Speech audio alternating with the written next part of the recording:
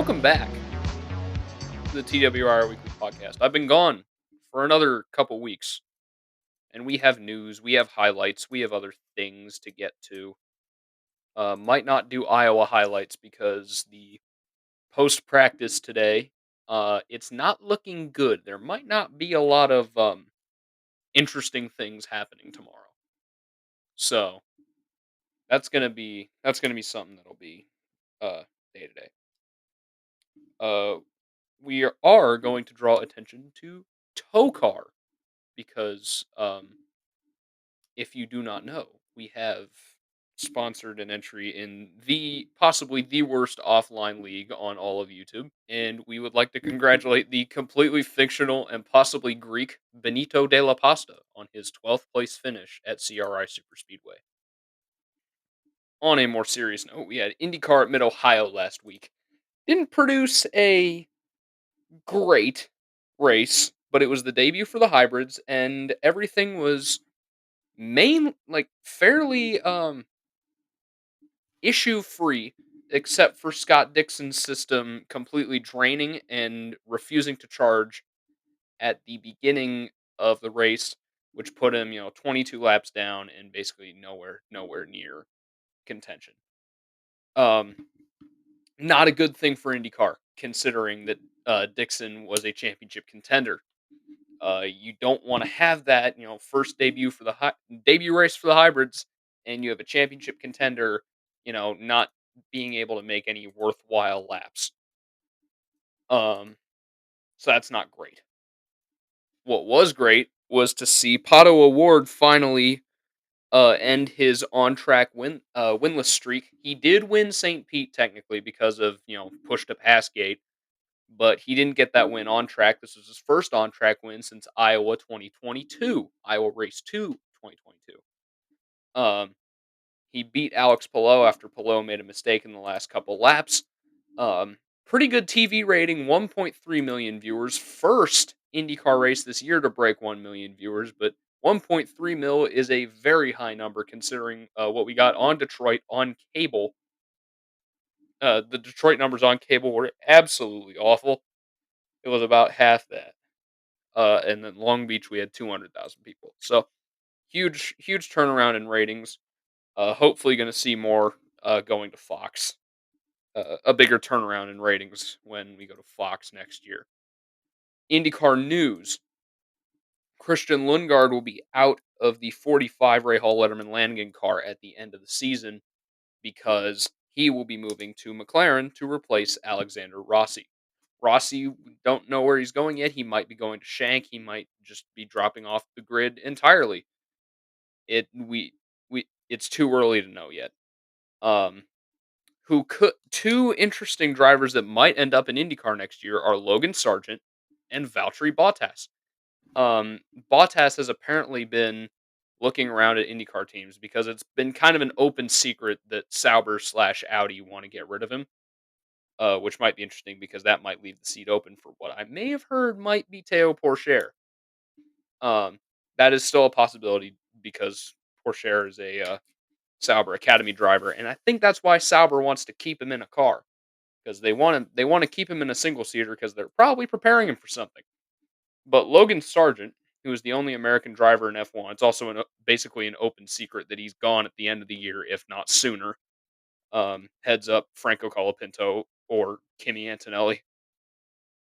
Um, but he could end up with the new Prema outfit in 2025. Prema is a very if you're new, Prema is a very established junior open wheel team.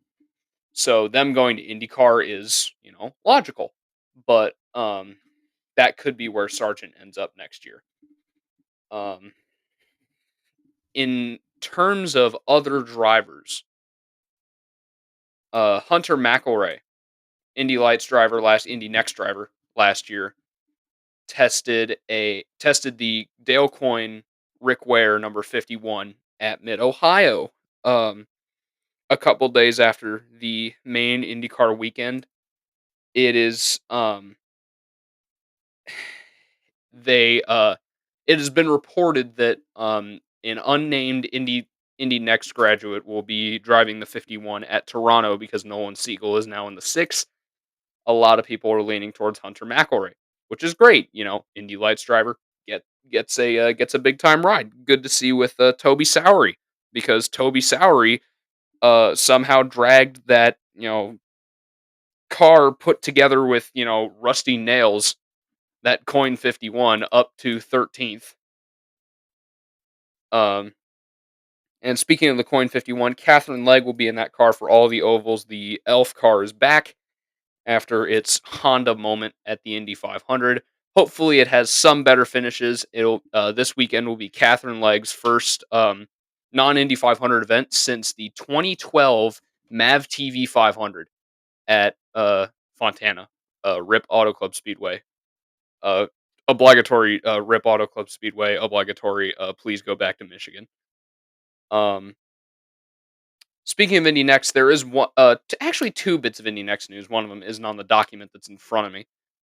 Um, Lindsey Brewer has been fired by Juncos Hollinger Racing due to apparently failing to meet contractual obligations, and if you don't speak legalese, she was basically too slow.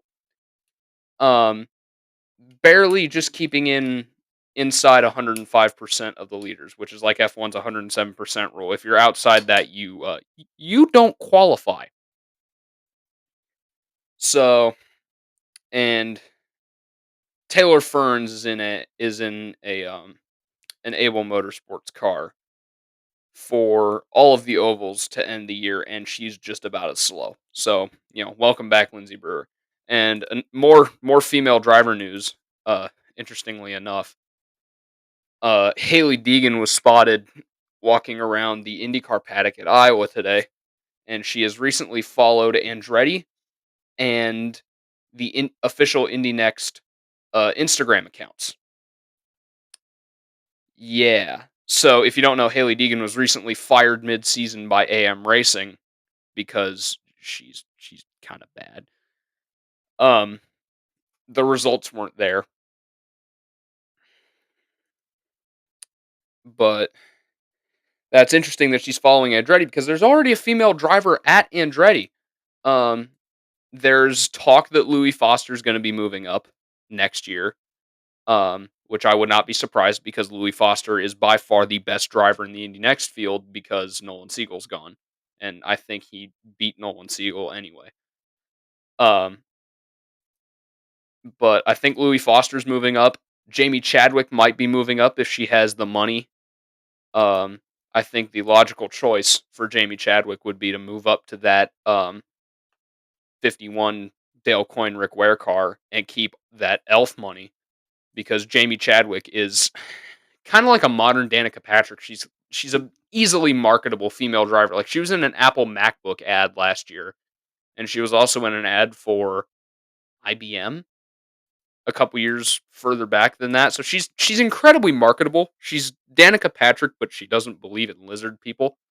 You can find that on Twitter. I'm not going to discuss that. We don't get political here.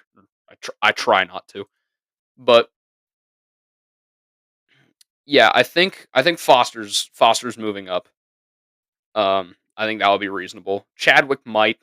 I think it just depends if Chadwick has the backing, which I don't think that would be too hard for her to get the backing. She's again incredibly marketable. But that's it for things on our side of the pond. What else is there? Here we go. British Grand Prix, probably one of the best F1 races of the year. Uh, Mercedes swept the front row. Sergio Perez spun in Q1. We will get back to his situation later, and I think I'm don't take my word on this, but I might have a video on who could replace Sergio Perez by the end of the week, uh, or by the end of next week. Don't take my word for it, but I have a script and a thumbnail. I just need to get off my butt and record stuff. Perez spun in Q1. Pierre Gasly's Alpine took a 50 place grid penalty, so he just didn't take part in qualifying because he would be starting from France, which makes sense. Um, And to make it worse for Gasly and Alpine, he retired on the formation lap because his gearbox broke. This is a certified Renault moment. I tweeted out on the official TWIR Twitter. Go follow the official TWIR Twitter, by the way. Uh, I just did a really long-winded tow car promotional. Um, that it was a certified Renault moment. Um, Changing weather caused a tire gamble. Perez, Charles Leclerc, and a few others, I think Esteban Ocon and one of the Saubers, pitted for intermediates about yes too early, and we're stuck uh, trundling around the track on tires that will burn up if you go faster than 60 miles an hour on them. Um, so this is a Ferrari strategy moment, you can call it that. But Mercedes did a double stack to get back onto slicks once the rain passed. McLaren decided to split the drivers, leave Piastri out one lap longer on the intermediates, and he lost about 20 seconds, and he lost way more time um, than he would have having just needed to sit behind Lando and do a double stack. But I don't think McLaren was confident that they could do a double stack. Um, Norris also chose the soft tire, which for the run that they had from that point to the end of the race, the soft tire was not going to be good. The mediums were better. I think the hards were good too because they just they lasted longer. They might be slower, might have been slower in the beginning, but they lasted longer. So Norris got passed by Verstappen, and I think that Lando's tire call and McLaren's decision not to double stack threw away the 1-2 for them. George Russell retired the car due to apparently a water system leak. Um, Not much is known, but uh, Russell was out, and it was just Hamilton and Verstappen, just like 2021. Um, Hamilton took the lead after Norris smoked his tires after like 3 laps because the softs are a better qualifying tire than literally anything. Um, and we got flashbacks to 2021, except for Max Verstappen not getting punted into Cop's corner. With Lewis Hamilton taking his first win in like 900 and some days, first win since Charles has been king of England, first win. I don't know. I can come up with a bunch of things. First win since Jeddah 2021, and his ninth win at the British Grand Prix. So, fantastic drive for Hamilton. Um, But interestingly, going into the F1 feeder series news, which is the last bit of stuff that I have today, we're actually making good time today. Um, Verstappen revealed, I think this morning. I'm recording this Friday evening. It's about 8 o'clock Friday evening, and it's still like as bright as noon outside because Indiana's weird. But Verstappen revealed that he still has like blurry vision from his accident with Hamilton at Cop's Corner in 2021. That was a 51G impact. Um, Not good if you have sight issues. Shoot, 3 years after that happens. Um, so that's kind of concerning. But there's more concern on the other side of the Red Bull garage because um it has been reported that if Sergio Perez is not within 100 points of Verstappen by the summer break, he is going to be kicked from the team. Uh, he is currently 137 points adrift of Verstappen, um, and there are 2 races until the summer break: Hungary and Spa. I doubt this is going to happen because the fastest way for this to happen is for Checo to either win twice or win or finish second, and Max to not score at all. If Checo doesn't win and Max scores points in Hungary, Checo is gone. There is no mathematical way that Checo will get within 100 points of Verstappen by the summer break. The driver that's been named as his replacement, I believe, the one that's been thrown around the most is Liam Lawson, who is probably the best driver off the grid that deserves an F1 drive at the moment because he did incredibly well subbing for Ricardo when he broke his hand last year. And he also just coincidentally enough, completed a 200-kilometer test run at Silverstone in a Red Bull RB20 that this has also been released as a video on Red Bull's YouTube channel. They did a demo or like a track day at Silverstone with the RB20 and their first car, the RB1. So that was pretty cool. But they had Lawson, pound the car around Silverstone for 200 kilometers just to see what he could do. I think that's more time than what he would get running, flag to flag in a practice session. So if he ran like an FP1 driving, Max's car or whatever, um, it's either going to be Lawson or it's going to be Yuki Tsunoda, who I think Yuki Tsunoda has been overlooked way too many times. I think he deserves that Red Bull seat, but I think Lawson does too. So I think if Yuki gets the call up, I think Checo is gone entirely. I don't think they even send him to RB. They just replace Sonoda at RB with Lawson. And I think Lawson will beat the crap out of Ricardo too. So if Max goes to Mercedes, that seat's going to Lawson. But we have what FP1 Will would call Haas watch. Ollie Behrman, Ferrari Academy driver, has signed with Haas for 2025. He will race the number 87. Esteban Ocon is expected to announce that he has signed with Haas in the coming days. Multiple outlets have reported that. Um, Haas have also uh, apparently have been contacted by Toyota to be a works supported team for from 2026 onwards, which is interesting for Haas because it's built practically all of their car is built by Dallara and Ferrari. So a switch to Toyota will be a completely different um, business will be a completely different business model to what they have now. But if Toyota is offering the money, I think Gene Haas might as well take it. But yeah, that's probably the weirdest F1 related news. I'll do a video about that. Hopefully I'll get off my butt and get in front of a microphone and record stuff this week.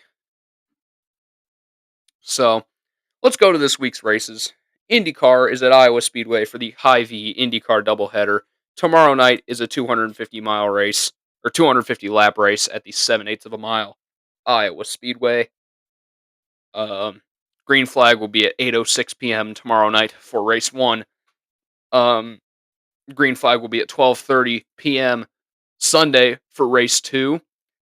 Indy Next will also have a race at Iowa tomorrow with 18 cars, some of the best talent that you will probably see in IndyCar in the next couple years. Make sure to watch that. That'll be on Peacock, and even better for Indy Next, they can sell sponsorship now because they'll be on FS1 next year. IMSA has their LMP2 headline race at Canadian Tire Motorsport Park for the Chevrolet Grand Prix. It's LMP2, GTD Pro, and GTD. And the FIA WEC returns to Sao Paulo, Brazil for the first time since 2014 for the 6 hours of Sao Paulo. That race was supposed to happen in 2020, but the promoter canned it, and instead they went to COTA. No F1 this week. They will be back next week for the Hungarian Grand Prix at the Hungaroring. Comment your questions down below for next week's Q&A. Make sure to subscribe and hit the bell once again so you don't miss any more content. I will hopefully add more content. So, I better start recording. Thank you for listening today to this edition, episode 11 this year of the TWR Weekly Podcast. I got to get back on this before school starts up and I go dark for a month again. Bye.